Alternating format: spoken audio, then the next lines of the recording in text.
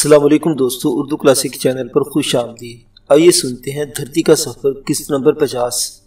معزز سامعین، آپ سے امید کی جاتی ہے کہ ویڈیو کو لائک کریں اور چینل کو سبسکرائب بھی کر دیں، شکریہ۔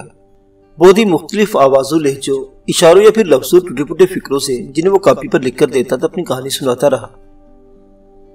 صبح بیدار ہوئے تو ہم ہوشیار اور چاقو چوبند تھے۔ ناشتے سے فارغ ہوتے ہی صاحب اور پروفیسر ہرش نے اپنی رائفل سنبھالی اور صرف مجھے اپنے ساتھ لے کر موت کی وادی کا جائزہ لینے کے لیے سرنگ سے باہر نکلے۔ دوسرے لوگ سامان سمیٹنے اور باندھنے میں مصروف ہو گئے، کیونکہ رات یہ فیصلہ کر لیا گیا تھا کہ ہم وادی میں کیمپ لگائیں گے۔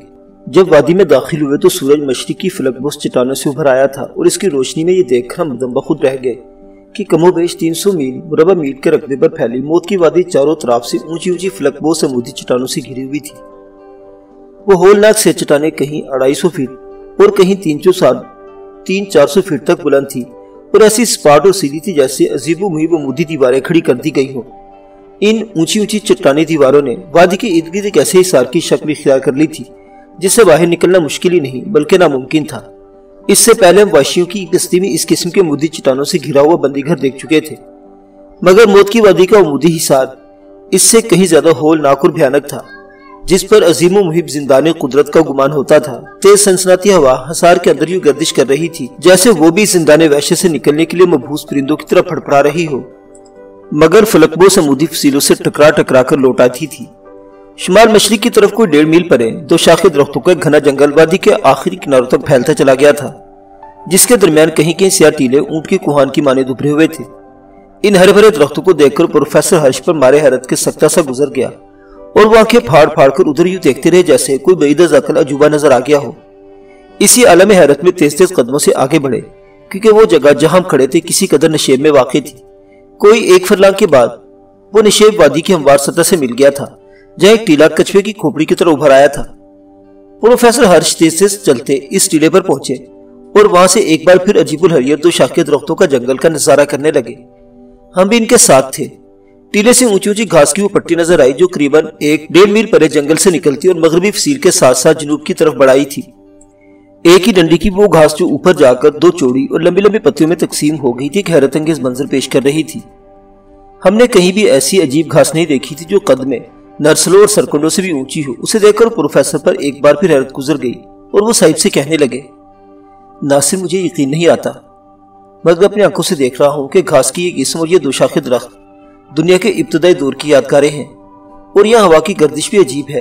یہ وادی تو کروڑوں برس پہلے کی دنیا کا نقشہ پیش کرتی ہے۔ صاحب بھی وادی کے ارد گرد کھڑے اونچے حصار، ایک ڈنڈی کی لمبی گھاس اور 2 شاخے درختوں کا جنگل دیکھ کر ورتا حیرت میں ڈوب گئے تھے۔ انگلستان اور یورپ میں ان کی تخلیق کا موضوع کائنات کی تخلیق اور انسان کی ابتدائی زندگی پر مشتمل تھا، اور وہ اس بارے میں بہت سی معلومات رکھتے تھے، مگر موت کی وادی کے آثار دیکھ کر ان کا حیرت چھپائی نہیں چھپتی تھی۔ انہوں نے پروفیسر کے خیال کی تائید کی۔ واقعی یہ وادی دنیا کے ابتدائی دور کی ایک ٹکڑی معلوم ہوتی ہے، جسے قدرت نے چاروں طرف فلک بوس چٹانوں کے ذریعے دنیا سے الگ کر دیا ہے، اور یہ ایک انہونی بات لگتی ہے۔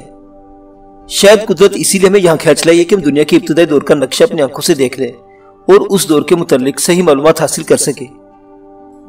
وہ دونوں دنیا کے ابتدائی دور اور وادی کے عجیب مظاہر پر گفتگو کرتے رہے، اور میرے دل پر پھر ایک عجیب سا خوف مسلط ہو گیا۔ لومبارو دیوتا کا دور و نزدیک کہیں نشان نہ تھا۔ دونوں صاحبوں کا خیال تھا کہ درندہ 2 شاخے درختوں کے جنگل میں کہیں رہتا ہوگا، اور قربانی کے تہوار پر جب مندر میں ایک ساتھ کئی سینگ پھونکے جاتے تھے قربان گاہ کا رخ کرتا ہوگا۔ دیوتاؤں کا تنور جس کے پہلو میں لومبارو کا مندر تھا ہمارے پیچھے وادی کے جنوب مغرب میں صرف 4-5 فرلانگ پر واقع تھا۔ ہم نے پلٹ کر دیکھا تو تنور کی چوٹی کا گاڑھا اور کالا دھواں اگل رہی تھی، اور لومبارو کی قربان گاہ جہاں آدمی پھینکے جاتے تھے مندر کی بند جھری سے کوئی 40-45 فٹ نیچے ایک ہموار پٹی کی شکل نظر آ رہی تھی۔ اسی اثنا میں ہمارے قبائلی ساتھی سامان کے پشتارے اٹھائے ایک ایک کر کے سرنگ کے شگاف سے نکل کر موت کی وادی میں داخل ہوئے، اور پروفیسر نے ٹیلے کی طرف بڑھنے کا اشارہ کیا۔ ان کے پیچھے پیچھے عورتیں اور مرد بھی نمودار ہوئے۔ سارا سامان کبڑے ٹیلے کے پاس منتقل کر دیا گیا۔ پروفیسر کے نزدیک وہی جگہ کیمپ کے لیے موزوں تھی جہاں ٹیلے کی قدرتی پناہ بھی موجود تھی۔ سب لوگ موت کی وادی کا نقشہ دیکھ کر حیران و ششدر رہ گئے، کیونکہ ایسا عظیم حصار جس کی عمودی بلندی آسمان کو چھو رہی تھی دلوں پر ہول طاری کر رہا تھا۔ غالباً میری طرح وہ بھی ایک نامعلوم سا خوف، ایک عجیب سی وحشت محسوس کر رہے تھے، کیونکہ یوں حیران اور اکھڑے اکھڑے چل رہے تھے جیسے زمین ان کے قدموں تلے حرکت کر رہی ہو۔ کبھی کبھی جب آدمی کی آنکھ کھلتی ہے وہ اپنے ارد گرد کے ماحول کو پہچان نہیں سکتا۔ ایک ہی رات میں اس کی دنیا بدل چکی ہوتی ہے۔ ہماری دنیا بھی بدل گئی تھی اور ایک ہی رات میں ہم لاکھوں یا پھر کروڑوں برس قبل کی وادی میں پہنچ گئے تھے۔ وہاں کوئی ایسی بات ضرور تھی جو غیر شعوری طور پر موت کی وحشت اور دہشت کا احساس دلاتی تھی۔ غالباً اسی لیے اس کا نام موت کی وادی رکھا گیا تھا۔ سب کا خیال تھا وادی میں داخل ہوتے ہی ان کا سامنا درندے سے ہوگا جو انہیں دیکھتے جھپٹ پڑے گا یا انسانوں کی بو سونگ کر اپنے مسکن سے نکل آئے گا، مگر یہاں دور دور تک اس کا سایہ بھی نہیں تھا۔ ایک عظیم اور وہی وادی حد نظر تک پھیلی ہوئی تھی جہاں ہوا کی لہروں میں ایک خوف سنسنا رہا تھا۔ زمین پر موت کی دہشت اپنا سایہ ڈال رہی تھی۔ سب نے ابتدائی دور کی اس دنیا کو چشمے حیرت سے دیکھا۔ بیگم صاحب نے اپنے کیمرے سے چند فوٹو لیے اور دیوتاؤں کے تنور کی تصویریں اتاری، اور ایسی تھی اس جوالا مکھی کی دھواں اگلتی چوٹی جیسے کوئی بہت بڑا پیالہ اوندا کر دیا گیا ہو اور اس کے پیندے سے دھواں اٹھ رہا ہو۔ ہماری طرح چانگا نے بھی پہلی بار اس نیرنگ زمانہ وادی کو دیکھا اور حیران رہ گیا تھا۔ بوڑھا لاما بنجن اور سردار سولائی جو کئی سال پہلے گرفتار کر کے مندر لائے گئے تھے اور اس کی جھری سے آدم خور دیوتا کی جھلک دیکھ چکے تھے، کچھ اس طرح حیرت زدہ تھے جیسے نظر آنے والی روحوں کے مرگٹ میں چل رہے ہوں۔ دور جنگل کے دو شاخے درخت بھوتوں کی طرح کھڑے تھے، آسام کے پانکھور سنتھالی اور کوہلی اور کوکی جو اپنے بھوت مندروں میں بھوت کی پوجا کرتے اور ان کی خیالی شکلوں سے خوفزدہ رہتے تھے، وادی میں داخل ہوتے ہی ہراساں نظر آنے لگے، کیونکہ ایک نامعلوم سا خوف ان کے چہروں پر اتر آیا تھا، اور وہ خوف غالباً ان پرانی روحوں یا بھوتوں کا تھا جن کا ذکر سنتے رہتے تھے۔ مگر موت کی وادی میں خیالی بھوتوں کے بجائے ہم ایک زندہ بھوت یا عفریت کو دیکھنے والے تھے۔ ابھی ہم لوگ وادی کے خوفناک مظاہر پر حیران ہو رہے تھے کہ دیوتاؤں کے تنور کی سمت پیشوں کا شور سنائی دیا۔ وہ قربانی کا تہوار منانے کے لیے نوبارود بندر کے آس پاس جمع ہو چکے تھے، اور اونچی اونچی چٹانوں کے اس جانب ان کے نعروں اور شور و غل کی آوازوں پر بہت دور چلنے والی آندھی کا شور کا گمان ہو رہا تھا۔ اچانک 40-45 فٹ بلندی پر واقع مندر کی جھری کھل گئی اور ایک ساتھ کئی سینگوں کی دہشتناک آواز موت کی وادی میں گونجنے لگی۔ وہ دیوتا کی قربانی کا بلاوا تھا۔ چانگا نے بتایا تھا کہ 7 پجاری بیک وقت سینگ پھونکتے اور دیوتا کو بلاتے ہیں۔ سینگوں کا وحشت انگیز شور سنتے ہی ہم سب چونک گئے اور ہتھیار اٹھا کر خطرے کا مقابلہ کرنے کے لیے تیار ہو گئے۔ صاحب نے پارٹی کو 2 حصوں میں تقسیم کر دیا۔ الیگزینڈر کوپر اور بسوا بھی رائفل چلا سکتے تھے، انہیں رائفلیں دے دی گئی۔ گولی چلانے والے صاحب کے ساتھ اور بھالا مارنے والے سردار سولائی کے ہمراہ تھے۔ عورتوں میں صرف بیگم صاحبہ پستول چلا سکتی تھی۔ صاحب نے مجھے حکم دیا کہ میں عورتوں کی حفاظت کروں۔ ہم ٹیلے کے آس پاس ہی کھڑے تھے۔ ابھی تک مندر کی جھری سے کسی پجاری کی نظر ہم پر نہیں پڑی تھی۔ وہ سینگ پھونکنے میں مصروف اور خود بھی نظر نہیں آتے تھے، مگر ابھی تک درندے کا کہیں پتہ نہیں تھا۔ ناگا سینگوں کی بھیانک آوازوں کے درمیان شمال مغرب کے 2 شاخے درختوں کے جنگل میں کھولناک گرج پیدا ہوئی، اور ایسی تھی وہ گرج جیسے پانی سے لدے اور بجلیوں سے بھرے ہوئے بادل آپس میں ٹکرا گئے ہوں۔ لومبانو نے سینگوں کی آواز سن لی اور اپنے مسکن سے نکل آیا تھا۔ بے اختیار ہماری نظریں اس ہولناک گرج کے تعاقب میں دوڑنے لگی جو جنگل کے حاشیے پر ابھری تھی، مگر کچھ دکھائی نہ دیا کیونکہ راستے میں کچھ درخت حائل تھے۔ پھر بھی صاحب نے دوربین سے کچھ دیکھ لیا، حیران سے رہ گئے تھے۔ اسی اسنا میں بادلوں کی طرح گرجتی اور رات کی طرح کڑکتی چنگاڑ پھر بلند ہوئی اور ایک ڈنڈی کی لمبی لمبی گھاس کی پٹی پر زلزلہ سا لرزنے لگا۔ زرد وحشیوں کا دیوتا جنگل سے نکل کر گھاس کی پٹی میں نمودار ہوا اور گرجتا، برستا اور کڑکتا، چنگارتا، دھاڑتا، زمین کی چھاتی دہلاتا، دھواں اڑاتا، گھاس کو رونتا ناگا کھلے میدان میں نکل آیا، اور ہم اس گرگٹ نما عفریت کو دیکھ کر نقش حیرت بن گئے جو 2 ٹانگوں پر چلتا، اپنے پیروں سے سر تک 29-30 فٹ اونچا اور سانڈ کی مانند لمبی گردن سے دم کی نوک جو اس کے عقب میں دیو کامت مگن مچھے کسی اژدھے کی طرح حرکت کر رہی تھی، قریباً 80 فٹ لمبا تھا اور دم پر ایک آرا سا ابھرا ہوا تھا۔ لمبی گردن کے نیچے اور چھاتی کے اوپر 2 بازو بھی نظر آئے جو ٹانگوں کی بنسبت بہت چھوٹے اور بڑے مزکہ خیز معلوم ہوتے تھے۔ منہ مگرمچھ کی مانند لمبا اور چوڑا تھا جس کے اندر دانتوں کی آریاں دکھائی دے رہی تھی اور جو آدمی کو بآسانی نگل سکتا تھا، مگر زبان، جبڑوں اور حلق کا رنگ غیر معمولی طور پر سرخ تھا۔ اتنے اونچے لمبے قد اور ایسے بھیانک جبڑوں سے وہ کسی دوسری دنیا کا عظیم الجثہ جاندار یا پھر جہنم کا عفریت معلوم ہوتا تھا جو ہاتھی سے کئی گنا بڑا اور شکل و شباہت کے اعتبار سے انتہائی مکروہ اور خوفناک تھا۔ اسے دیکھ کر عورتیں بے اختیار چیخ اٹھی اور بیگم صاحبہ نے کیمرے سے اس کی تصویریں اتاری۔ پروفیسر ہرشور صاحب بھی دم بخود تھے۔ سب نے پروفیسر کی آواز سنی۔ یہ ڈائنوسار دور کا جانور ہے جس کی نسل 8 کروڑ برس قبل دنیا سے نابود ہو گئی تھی، مگر آج ہم اپنی آنکھوں سے اسے زندہ دیکھ رہے ہیں۔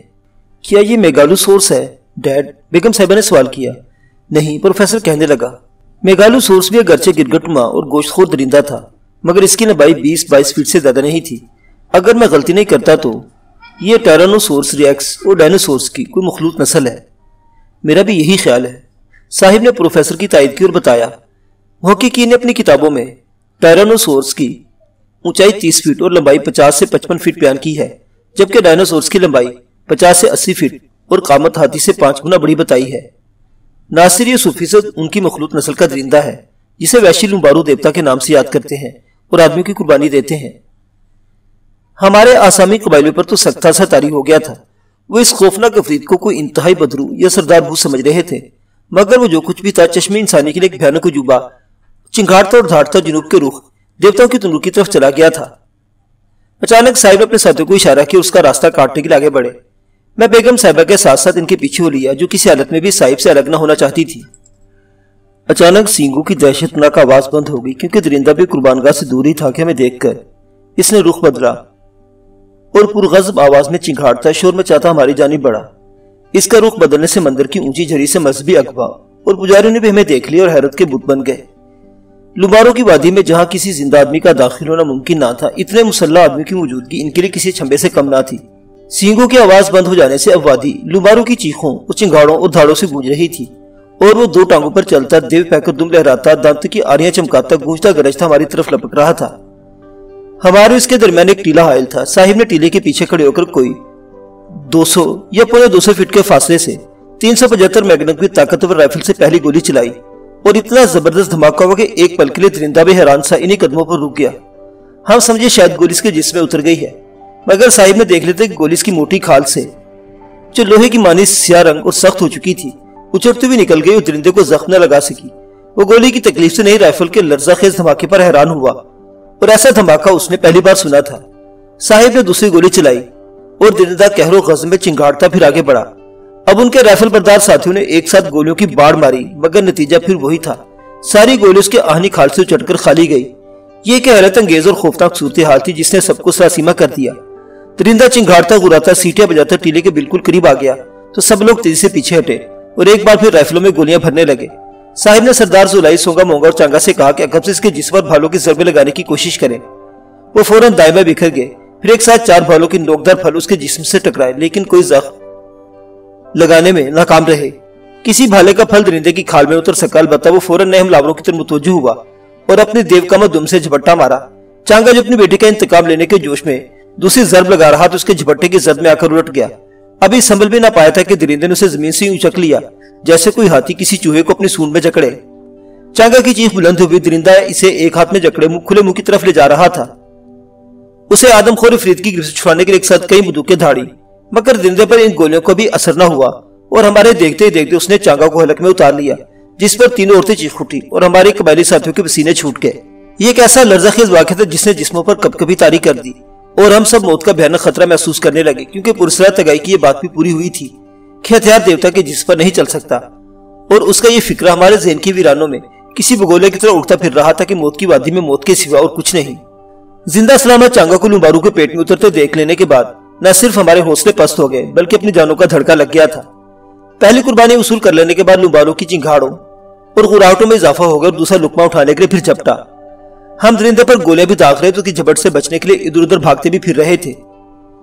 اکبر اور مندر کے پجاری جھری سے عجیب و غریب نظارہ دیکھ رہے تھے، کیونکہ ناکامی کے باوجود درندے سے ہماری جنگ جاری تھی، اور صاحب بے حد پریشان تھے کہ آدم خور افرید کو کیوں کر ختم کیا جائے، جس پر نہ گولی اثر کرتی یا نہ بھالا چلتا تھا۔ حالانکہ میں دیکھنے میں وہ گوشت پوش کا ایک پہاڑ تھا۔ درندے کو تباہ کرنے کی صرف ایک ہی ترکیب تھی، اسے ڈائنامیٹ سے اڑا دیا جائے، جس کی طاقت چٹانوں کو ریزہ ریزہ کر دیتی ہے، مگر ہمارے پاس نہ ڈائنامیٹ تھا نہ بارود تھی جسے استعمال کر سکتے۔ لمبارو بہت بھاری بھرکم طویل اور جسم ہونے کے باعث بھاگ نہ سکتا تھا، اگرچہ اپنی لمبی لمبی ٹانگوں سے ایک ہی قدم میں کئی فٹ کا فاصلہ طے کر لیتا تھا، پھر بھی ہم تیزی سے بھاگ کر اس کی رسائی یا دسترس سے بچ نکلتے تھے۔ اور ابھی تک یہی ایک بات ہمارے حق میں تھی، کیونکہ چانگا کا حشر دیکھ لینے کے بعد ہر کوئی اس کے دم کے جھپٹے سے بچنے کی کوشش کرتا تھا۔ تاہم اس کا ہر حصہ اور ہر جسم پر فائر کر چکے تھے، اور اس کشمکش میں دوسرے سے دور بھی ہو گئے تھے۔ بیگم صاحبہ کو لے کر فلک بوز عمودی چٹانوں کی مغربی دیوار میں ہٹ گیا، جہاں ایک مدور ٹیلا پناگا کا کام دے رہا تھا۔ مسز ٹیلا سونیا اور ہیلن کوپر اس بھاگ دوڑ میں پروفیسر ہرش کے آس پاس پہنچ گئی تھی، جو ایک طرف ہمت ہار کے بیٹھ گئے تھے، مگر صاحب ان کے دوسرے ساتھی بدستور درندے پر حملے کر رہے تھے، اسے تھکا دینے یا گرا دینے کی کوشش میں تھے۔ ناگا بیگم صاحبہ کے ذہن میں اسے ہلاک کرنے کی ایک ترکیب آئی اور وہ چلائی، درندے کی آنکھیں پھوڑ دو، حلق میں گولی مارو۔ اس وقت لمبارو کا رخ صاحب کی طرف تھا۔ انہوں نے ذرا آگے بڑھ کر آنکھ کا نشانہ اور گولی چلا دی۔ این اسی لمحے سے رخ بدل لیا اور گولی سر سے ٹکرائی۔ درندہ بڑی تیزی سے صاحب پر جھپٹا، وہ بڑی صورت سے پیچھے ہٹے، مگر اس کوشش میں پاؤں پھسلا اور لڑکھڑا کر گرے۔ لمبارو فوراً ان کے سر پر پہنچ گیا، اور پھر وہ بھیانک سانیہ پیش آ گیا جس نے ہم سب کو لرزا دیا۔ خوفناک عفریت نے جھک کر صاحب کو دونوں ہاتھوں میں جکڑ لیا اور اوپر اٹھایا تو ہمارے ہوش اڑ گئے، دلوں کی دھڑکن بند ہونے لگی۔ بیگم صاحبہ ٹیلے سے اتری اور نو نو نو پکارتی درندے کی طرف بڑھی۔ بیگم صاحبہ کی چیخیں برمے کی طرح سوراخ کرتے میرے دل میں اتر گئی۔ یک لک مجھے ہوش آیا اور نہ دیکھا کہ درندہ صاحب کو اٹھائے بیگم صاحبہ کی طرف گھوم رہا ہے اور اس کا دھانا میرے سامنے تھا۔ یہ خوفناک منظر میری برداشت سے باہر تھا۔ میں نے فوراً ٹیلے پر گھٹنا ٹیک کر اپنی شاٹ گن سیدھی کی اور درندے کے حلق کا نشانہ لے کر گولی چلا دی۔ مجھے یقین ہے گولی اس کے حلق میں پیوست ہو گئی تھی، کیونکہ میں نے درندے کے منہ سے خون کی دھار دیکھی اور یہ بھی دیکھا کہ وہ لڑکھڑایا ہے۔ میں نے اس کی خوفناک گھرراہٹیں سنی۔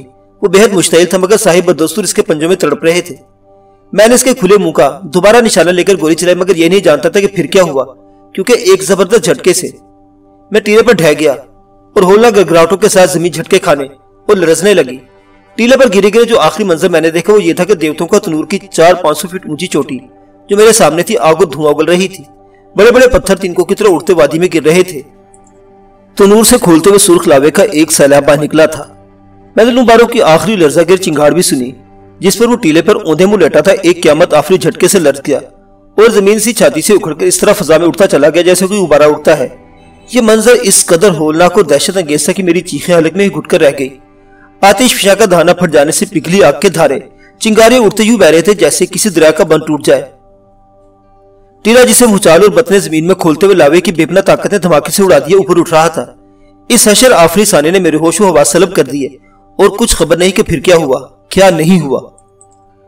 جب میری آنکھ کھلی میں اوندھے منہ ٹیلے سے چمٹا ہوا تھا جو فضا میں اڑتا 250-300 فٹ اونچی چٹانوں کا ناقابل عبور حصار پار کر کے لومبارو مندر کے سامنے کھلے میدان میں گرا تھا اور زمین ابھی تک ہلکی ہلکی لرزش تاری تھی۔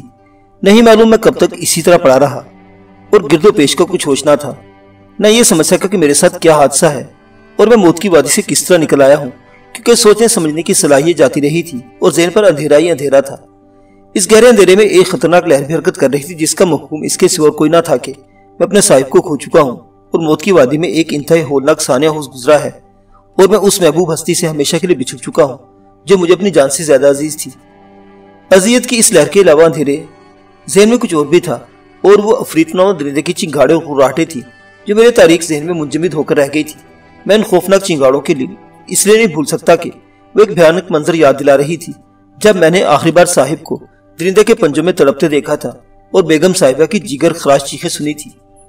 کچھ دیر کے بعد، اور نہ جانے وہ دیر چند ساعتوں کی تھی یا چند گھنٹوں کی یا چند پہروں کی، اچانک میں نے اپنے سامنے ایک سایہ سا دیکھا۔ کوئی آدمی لمبی فرغل پہنے لاٹھی کے سارے ٹیلے پر میرے مقابل کھڑا مجھے گھور رہا تھا۔ میں جلدی سے گھبرا کر اٹھا اور اس بات پر حیران ہوا کہ شخص کو پہلے بھی کہیں دیکھ چکا ہوں، مگر شناخت نہیں کر سکتا تھا کہ کون ہے۔ اس نے کچھ پوچھا، میں نے آواز سنی، لفظ نہیں سمجھے۔ یہ بھی بھول گیا تھا کہ میں اس کی بولی اور وہ میری زبان نہیں سمجھتا، پھر بھی میں نے اسے جواب دینے کی کوشش کی، مگر میری زبان سے الفاظ ادا نہ ہو سکے۔ حلق سے کچھ چیخیں اور غراہٹیں نکلی اور یہ بات حیرت انگیز تھی کہ سوچنے سمجھنے کی صلاحیت اور یادداشت کے ساتھ ساتھ میں گویائی بھی کھو بیٹھا ہوں کیونکہ بول نہیں سکتا تھا۔ اس کے باوجود اس پرسرار آدمی نے الفاظ کے بغیر ہی میرا مطلب سمجھ لیا۔ میری دہشت ناک اور دہشت زدہ صورت سب کچھ بیان کر رہی تھی۔ حلق سے نکلنے والی چیخوں اور غراہٹیں بتا رہی تھی کہ میں نے کیا دیکھا اور کیا سنا اور کیا کہنا چاہتا ہوں۔ اس آدمی نے جو دراصل صدیوں کی یوں یا پرسرار تگائی تھا اور جسے میرا حافظہ پہچاننے سے انکار کر رہا تھا، میرا ہاتھ پکڑ لیا۔ وہ مجھے لے کر ٹیلے سے اترا، اپنے غار میں آ گیا۔ میں تگائی کو پہچانتا تھا نہ اس کے غار کو۔ میرے دنیا اور دنیا کی ہر شے اجنبی ہو گئی تھی۔ میں پھر بھی اس پرسرار اجنبی پر بھروسہ کر رہا تھا۔ اسے اپنے ناقابل فہم آوازوں سے کچھ بتانے اور کچھ سمجھانے کی کوشش کر رہا تھا، حالانکہ کچھ بتائے بغیر وہ سب کچھ جانتا، سب کچھ سمجھتا تھا۔ اس اپنے کالے علم کا پردہ مجھ پر ڈال دیا اور میرے سوئے ہوئے ذہن میں بولنے لگا، لومبارو نہیں مرا، مگر موت کی وادی میں قیامت گزر گئی ہے اور دیوتوں کا تنور پھٹ گیا ہے اور بہتی آگ نے لاوے کی شکل میں وہ سرنگ بھی بند کر دی ہے جس سے گزر کر ہم لوگ لومبارو کے مسکن میں داخل ہوئے تھے۔ اب موت کی وادی میں جانے کا کوئی راستہ باقی نہیں رہا، مگر جنوب سے کچھ اور لوگ آئیں گے جو لومبارو کا خاتمہ کر دیں گے۔ اس لیے مجھے اپنے دیش واپس جانا ہوگا۔ اس نے یہ بھی بتایا کہ وہ اپنے غار میں بیٹھ کے میری رہنمائی بھی کرے گا اور جہاں مجھے جانا ہے پہنچا دے گا۔ یہ سب باتیں خواب میں ہوئی تھی، کیونکہ یوں لگ رہا تھا جیسے میں کوئی خواب دیکھ رہا ہوں، یا اس نے اپنے کالے علم کا پردہ مجھ سے ہٹا لیا اور خواب جاتا رہا۔ میرا خیال ہے رات میں نے تگائی کے غار میں بسر کی تھی، مگر دوسرے دن میں غار سے نکلا اور لاہور پہنچ گیا۔ تگائی کے غار اور لاہور کے درمیان ہزاروں میل کا سفر ہے۔ وہ سفر میں نے کس طرح طے کیا اور لاہور کیسے پہنچا، اس کی تفصیل نہیں بتا سکتا۔ میں ایک بیگانہ ہوش مسافر تھا جسے اپنی وجود کی خبر نہ تھی۔ پھر راستے میں ایسے پرخطر جہاں قدم قدم پر موت تان بچھائے بیٹھی رہتی ہے۔ کوئی تنہا اور بیگانہ ہوش آدمی ان راستوں پر سفر نہیں کر سکتا، مگر میں چلتا رہا جیسے آدمی خواب میں چلتا ہے۔ میرا طویل سفر بھی ایک خواب ہی تھا، اور کوئی نظر نہ آنے والی ہستی مجھے راستہ دکھاتی تھی۔ یہ بھی نہیں جانتا کہ کتنے دن، کتنے ہفتے، کتنے مہینے سفر کرتا رہا، کہاں کہاں ٹھہرا اور کیا کھاتا رہا۔ تبت اور آسام کے سرحد پر جب میں ایک بستی میں داخل ہوا، میری حالت بے حد خراب اور شدید بخار تھا۔ میں کئی دن اور شاید کئی مہینے بیمار رہا۔ بستی کے لوگ مجھ سے بہت کچھ پوچھتے رہے، مگر میں نے کچھ نہ بتا سکا۔ میرا خیال ہے وہ گارو بستی تھی، اور بستی والے سردار زولائی اور بنجر لاما کے بارے میں پوچھتے تھے۔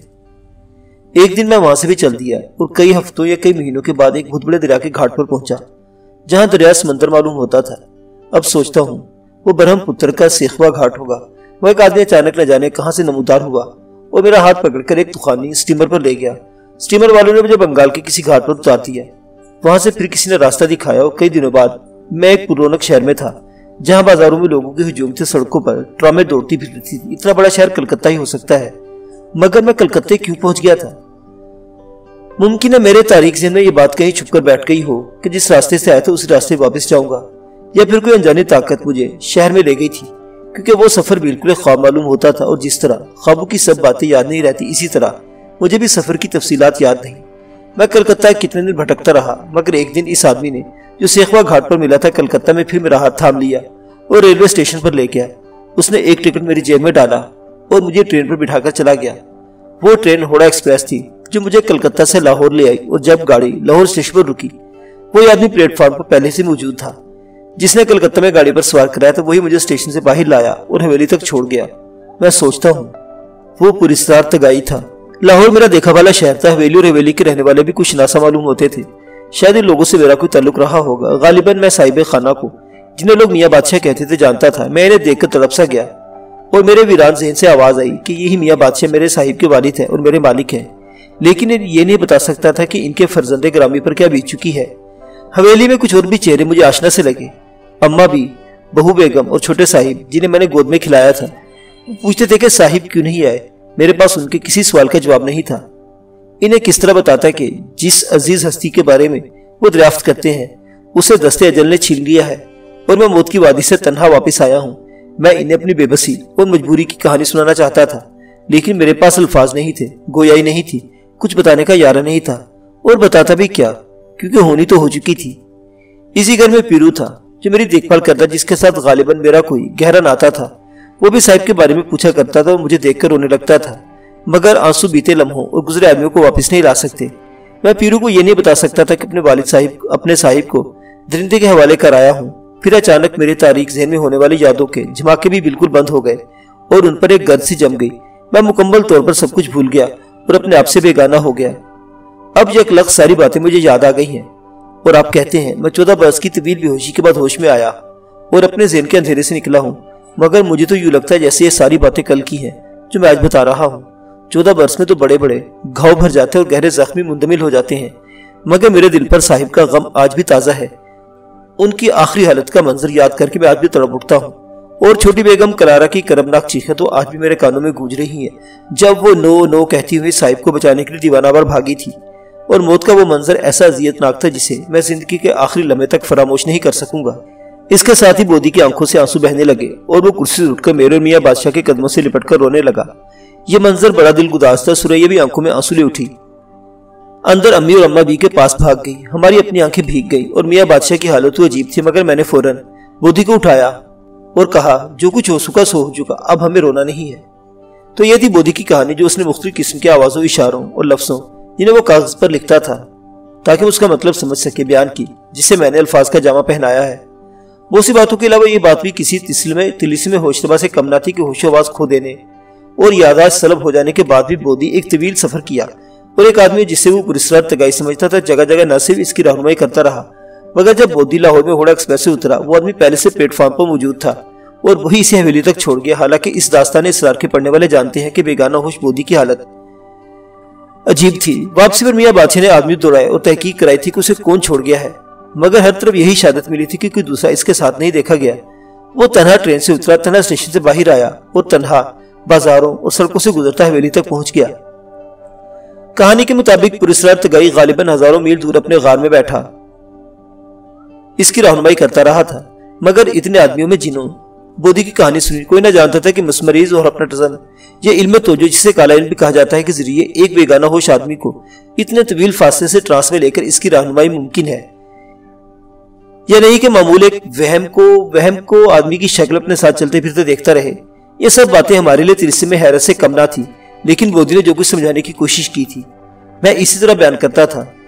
سامعین کی سہولت کے لیے میں نے اس کہانی میں اپنی طرف سے بعض باتوں کا اضافہ کر دیا تاکہ بودھی کا مطلب سمجھنے میں آسانی رہے۔ وہ اگلے وقتوں کی چوتھی جماعت پاس تھا، جب اسکولوں میں فارسی بھی پڑھائی جاتی تھی۔ انگریزی زبان اس نے سفر کے دوران جم سے سیکھ لی تھی۔ اپنے اشاراتی بیان کے دوران وہ کبھی انگریزی کے الفاظ اور کبھی اردو کے چھوٹے چھوٹے جملے لکھ کر اپنا مطلب سمجھاتا رہا۔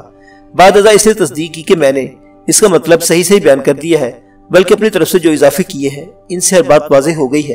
بودھی کی یہ کہانی ابو اور ان کی پارٹی کے متعلق دگل اور کریاپا کی شہادت کے بعد دوسری اور دراصل آخری قطعی شہادت تھی، جس سے ان کی موت پر پڑا ہوا پردہ اسرار اٹھ گیا اور ہمیں معلوم ہو گیا وہ ان کے ساتھی درندے سے تو بچنے کے لیے مگر درندے کے مسکن میں، جسے تگائی موت کی وادی کہتا تھا، اجل نے گھیر لیا۔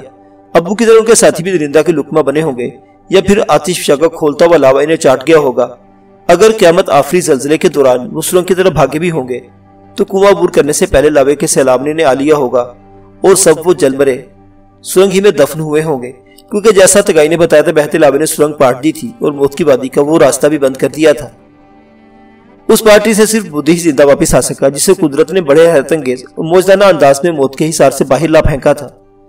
ڈاکٹر احمد کا وہ طبی اور نفسیاتی تجزیہ بھی بالکل درست نکلا جو 14 برس قبل کیا گیا تھا، اور جس کے مطابق جب یہ حادثہ پیش آیا اس وقت درندے نے بودھی کے صاحب کو اپنی گرفت میں لے رکھا تھا اور اس کی چیخیں اور درندے کی غراہٹیں سن رہا تھا کہ اچانک زمین اس کے قدموں تلے سے نکل گئی اور اس کے اعصاب کو زبردست جھٹکا لگا، جس سے دماغ اندھیروں میں ڈوب گیا اور گویائی جاتی رہی۔ تو یہ تھے وہ حیرت انگیز واقعات اور اسرار جن کا بودھی نے انکشاف کیا، اور انہیں جان لینے کے بعد ابو اور ان کی پارٹی کو پیش آنے والے ہولناک حادثے کا راز کھلا۔ اب درندے سے انتقام لینے کا جذبہ میرے دل میں کسی جوالا مکھی کی طرح کھولنے لگا تھا۔ معزز سامعین حضرات، دھرتی کا سفر ابھی جاری ہے، بقیہ واقعات اگلی قسط میں دیکھتے رہیے۔ اردو کلاسک۔ اللہ حافظ۔